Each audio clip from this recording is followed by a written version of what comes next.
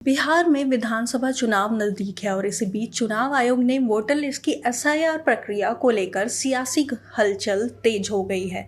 विपक्ष दलों का कहना है कि यह सरकार की एक चाल है जिससे कुछ खास वर्ग के वोटरों की लिस्ट से हटाया जा सके। अब इस मुद्दे पर जेडीयू के अंदर से भी विरोध की आवाजें उठ रही हैं। जेडीयू के वरिष्ठ सांसद गिरिधारी यादव ने सार्वजनिक रूप से एसआईआर पर सवाल उठाए हैं। उनका कहना है कि चुनाव आयोग को इस प्रक्रिया के लिए कम से कम 6 महीने का समय देना चाहिए था। उन्होंने सवाल उठाया है कि अगर लोकसभा चुनाव में वोटर लिस्ट सही थी तो अब कुछ ही महीने में विधानसभा चुनाव के लिए वही लिस्ट गलत कैसे हो सकती है। उन्होंने तंज कसते हुए कहा कि क्या मैं गलत वोटर लिस्ट के आधार पर सांसद चुना गया हूं? अगर ऐसा है तो पूरे चुनावी सिस्टम पर सवाल उठते हैं। रुकावट के लिए खेद है। जियो के साथ करें 349 रुपये में धमाकेदार शुरुआत।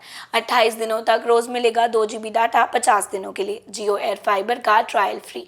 90 दिनों के लिए जियो हॉटस्टार का सब्सक्रिप्शन और 50 GB AI जियो क्लाउड स्टोरेज भी फ्री। जल्दी करें, डिस्क्रिप्शन में दिए गए लिंक पर क्लिक करें और पाएं ये धमाकेदार शुरुआत। गिरिधारी यादव के इस बयान से विपक्ष को सरकार पर हमला करने का एक नया मौका मिल गया है। गिरिधारी यादव के बयान के बाद जेडीयू नेतृत्व से नाराजगी जताई है। पार्टी ने 24 जुलाई को कारण बताओ नोटिस भेजा है। ये नोटिस राष्ट्रीय महासचिव आफाक अहमद खान ने जारी किया है।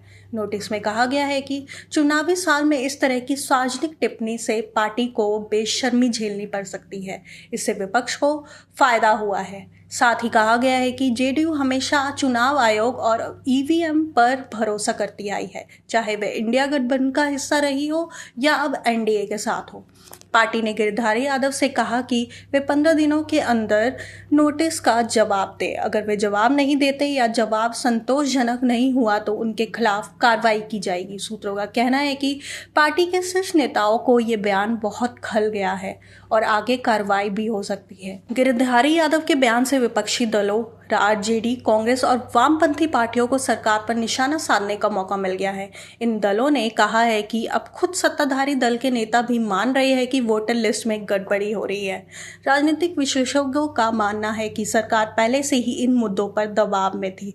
अब अपने ही सांसद के बयान से उनकी मुश्किलें और बढ़ गई है। जैसे जैसे बिहार में चुनाव नजदीक आ रहे हैं, वोटर लिस्ट का मुद्दा बड़ा राजनीतिक हथियार बनता जा रहा है। गिरिधारी यादव की टिप्पणी से जेडीयू को झटका जरूर लगा है। अब देखना यह होगा कि वे अपने बयान पर कायम रहते हैं या पार्टी के दबाव में सफाई देते हैं। आने वाले कुछ दिन बिहार की राजनीति में अहम मोड़ ला सकते हैं।